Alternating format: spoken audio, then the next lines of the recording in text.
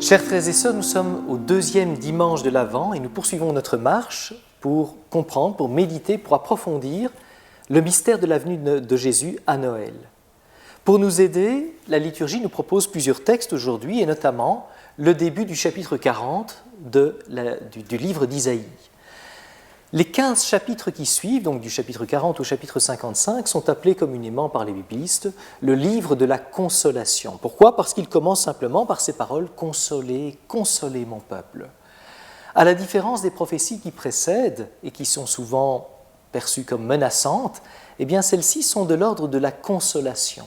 Elles s'adressent à des gens qui ont besoin d'être consolés. Et qui sont-ils ? Eh bien les survivants, les réchappés, les rescapés, de cette grande bataille qu'a menée Nabuchodonosor en 587 avant Jésus-Christ, quand il a envoyé ses armées déferler sur Jérusalem et il a tout détruit. Mais quelques-uns en ont réchappé et ils ont été déportés à Babylone, et puis ce sont leurs enfants qui sont nés là-bas à Babylone en captivité et qui perçoivent leur captivité comme une responsabilité personnelle. Ils n'ont pas suivi le Seigneur.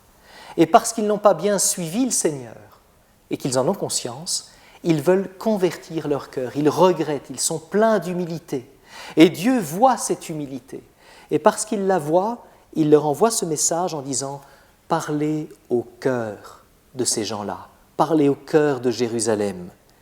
Dites-leur que leur faute est expiée, que Jérusalem a reçu double punition pour ses péchés. » Et tous les Hébreux avaient en tête que la double punition qu'on retrouve au chapitre 22 de l'Exode, c'est le fait pour un voleur d'avoir, quand il a volé, remboursé au double et à ce titre avoir payé toute sa dette, il est libéré, qu'il sente sa liberté. Eh bien ce peuple est appelé à sentir sa liberté. Un deuxième élément, c'est qu'une voix se fait entendre. On ne dit pas la voix de qui, mais on dit qu'elle crie. Elle crie « Toute montagne et colline sera abaissée ». Les lieux accidentés deviendront des plaines, les escarpements deviendront de larges vallées.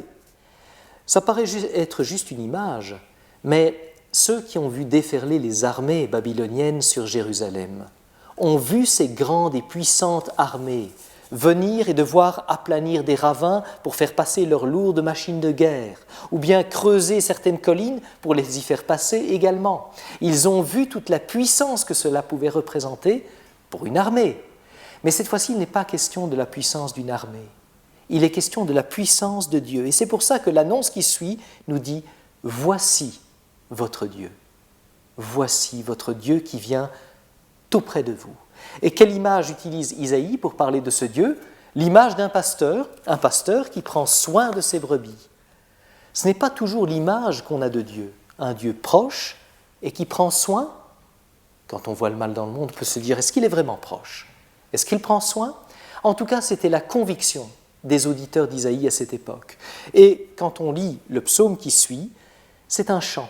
Et un chant qui est chanté par ceux qui sont pleins de joie parce qu'ils reviennent de l'exil. Vous n'avez pas cet extrait-là dans le psaume de ce jour, mais si vous allez lire le début, vous verrez que c'est un chant pour les exilés qui sont de retour. Et ils chantent parce qu'ils sont enfin en paix. La paix promise par Dieu arrive pour ceux qui ne reviennent pas à leur folie, dit le psalmiste. Dans la deuxième lettre, au chapitre 3, il est question du doute également. Est-ce que Dieu est vraiment proche ? Est-ce qu'il vient vraiment dans cette période de l'Avent ? Et le début du chapitre, que vous n'entendez pas également, dit ceci : « Il viendra des railleurs, pleins de railleries, et ils diront « Où est la promesse de son avènement ?» Depuis que les pères sont morts, tout demeure comme au début de la création, rien n'a changé autrement dit. Vous êtes sûr que Dieu vient ? Est-ce que ces cieux nouveaux et cette terre nouvelle ne sont pas un simple mirage ? Et c'est à cela que répond Saint Pierre en disant « Notre foi est plus forte que nos doutes, elle peut dépasser nos doutes. » Et le chrétien, durant la période de l'Avent, ne reste pas un chrétien les bras ballants, mais justement, il vit sa foi.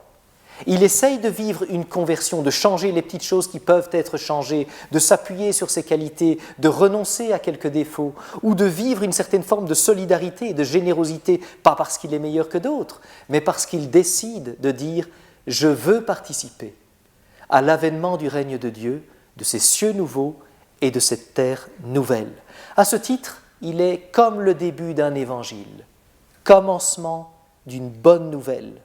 Il est le commencement d'une petite terre nouvelle, d'un petit ciel nouveau. C'est une bonne nouvelle, un évangile, que la venue de Jésus, Yeshua, Dieu sauve. Christ, l'onction, il est lui-même l'onction de Dieu, c'est-à-dire il est Dieu qui vient jusqu'à nous. Fils de Dieu, un titre juste pour des rois, mais qui cette fois-ci, dans la bouche de saint Marc, nous dit qu'il est plus qu'un titre.